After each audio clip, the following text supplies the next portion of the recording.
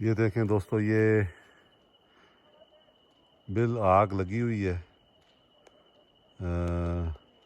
بالکل ہمارے گھر سے نیچے ایک روڈ ہے، اس روڈ کے اس طرف، اور اچھی خاصی آگ آپ کو نظر آ رہی ہوگی۔ یہ دیکھیں، یہ یہاں بھی لگی ہوئی ہے، وہاں بھی لگی ہوئی ہے، اور ٹھیک ٹھاک لگی ہوئی ہے جنگل میں۔ تو پہاڑی علاقوں میں یہ دھواں آپ دیکھیں کتنا ہے، اگر آپ کو نظر آئے تو یہ سب دھواں ہے نا اس وقت۔ تو پہاڑی علاقوں میں، جنگلوں میں یہ ایک چیز ہوتی ہے، یہ دیکھیں آپ، یہ کہ آپ کو بہت محتاط رہنا پڑتا ہے کہ یہ آگ بڑی تیزی سے پھیل بھی سکتی ہے اگر ہوا کسی ایک سائڈ پہ چل پڑے۔ تو ابھی تھوڑی دیر پہلے یہ لگی ہے، اور اس کے بعد سے میں بالکل جو ہے نا کیا کہتے ہیں، سارے پریکاشنس لے کے بیٹھا ہوں۔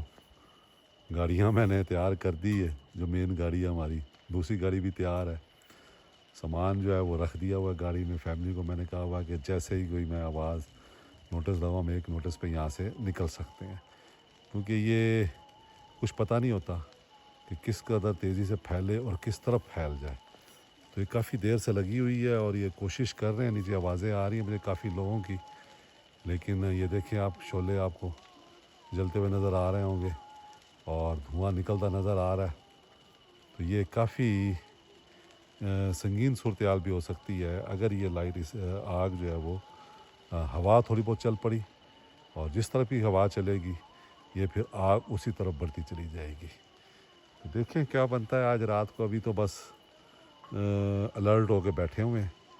یہ اس آگ کے درمیان میں یہ چند ایک سڑک ہے، اور یہ چند درخت ہیں، اور پھر ہمارا گھر ہے۔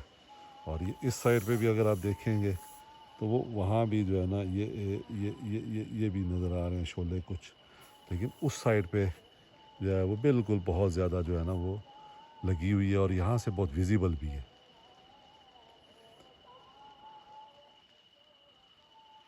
یہ دیکھیں، میں تھوڑا کلوز کرتا ہوں، یہ دیکھیں آپ،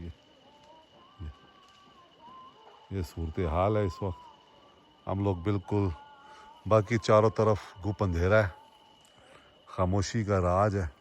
یہ آپ دیکھیں، یہ بالکل خاموشی، نہ کوئی بندہ ہے یہاں پہ، نہ کوئی بندے کی ذات ہے، بس دھواں ہے، اور نیچے آگ جو ہے وہ بھڑک رہی ہے۔ تو یہ صورتحال ہے پہاڑی علاقوں میں، جنگلوں میں رہنے کے، جہاں بہت سارے فوائد ہیں، وہاں اس طرح کی بہت ساری پیچیدگیاں بھی جنم لے سکتی ہیں۔ اور جب سے یہ لاس اینجلس والی آگ لگی ہے پچھلے چند ماہ پہلے، اس نے تو اب جہاں بھی آگ لگی نظر آتی ہے تو محتاط ہونا پڑتا ہے، کیونکہ یہ کسی وقت بھی آؤٹ آف کنٹرول یہ چیزیں جو ہیں نا ہو سکتی ہیں۔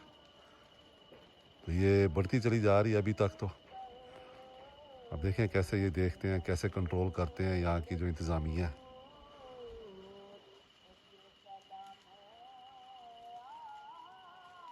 یہ دیکھیں آپ، یہ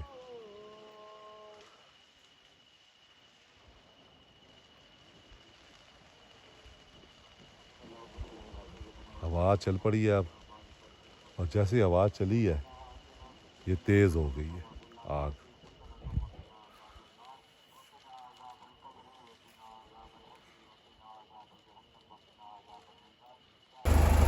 یہ دوستو، آگ لگنے کے بعد میں نے یہ کیا ہے کہ اپنی گاڑیاں دونوں جو ہیں میں نے ریورس کر کے کھڑی کی ہیں، جو کہ جینون طریقہ ہونا چاہیے کہیں پہ بھی کھڑی کرنے کا، سیفٹی پوائنٹ آف ویو سے۔